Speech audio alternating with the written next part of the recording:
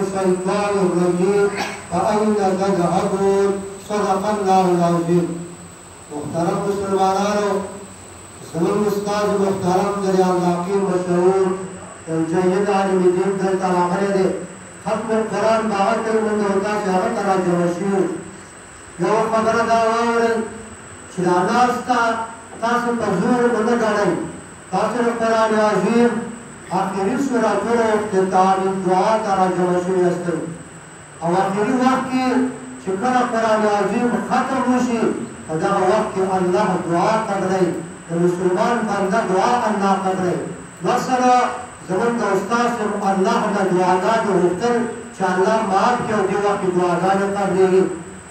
بیا به دا کومه ورځ چې موږ دا خو د مولانا نعمت خان صاحب او ستاسو دې ټول کلي والا په دې ټولو خلکو باندې احسان دی چې دا ختم تاسې آخري جمعة الوداع ته جوړ کړ.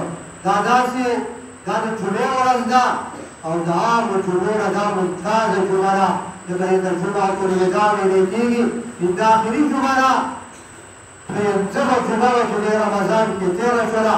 دې نه بعد پکې بله جمعه نشي راتلی، بله جمعه روژه کې راځي. دا آخري جمعه دا یو بهترینه جمعه او بیا یو کم دېرشمه د رمضان بهترینه ورځ. نو ټول هغه ښه صفتونه هغه نن ورځ کې راجمع دي او بیا د قرآن عظیم الله آخري کتاب ته راجمع کېدل زموږ د استادو. یقینا قرآن اوچت مقام لري. څنګه چې قرآن هغه کتاب دی چې نور کتابونه داسې دي هغه ته کتاب الله ویلی شي، کلام الله نشي ویلی. ځکه تورات چې الله موسی علیه السلام ته ورکړ لیکلی ورته ورکړی شو، تکلف پرې ونه شو. عیسی علیه السلام ته دغسې ورکړی شو، داود علیه السلام ته دغسې.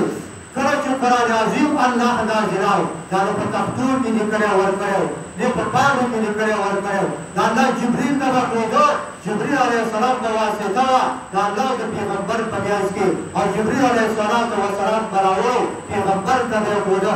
قرآن الله رب العزت په یو قرآن باندې تکلف کړی.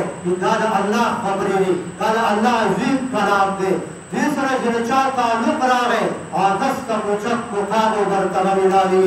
یقینا زموږ د اسلاف او علما چې تېر شوي دي، امام بخاري رحمه الله 1000 دیناره د بحري پیغۍ نه د بحري جهاز نه هغه سمندر ته وغورځول. په دې وجه چې یو ډاکو غټ ورسره ولیدلې، ډاکو اعلان وکړ زما 1000 دیناره ورک شوي دي او خلکو ته تلاشي شروع کړله. ډاکو والا دا دلته بندلې وې په جب کې، اوس به دلته به پیدا شي، زما دا مې غل دی. او امام بخاري سوچ وکړ چې دا پیسې خو زما خپلې دي، خو که دا به زما سره برابر شي خلک به دا ګمان کوي چې امام بخاري غلا کړې ده، دین به بدنام شي. د دین ته بدنامو به اگر که زما د دنیا تاوان وشي 1000 دینارې هغه ته وغورځول. بیا دې هغه ډاکو سره په پټه تپوس کوي چې ستاسو هغه پیسې څه شوې، دا ته خپل حال بیانوي.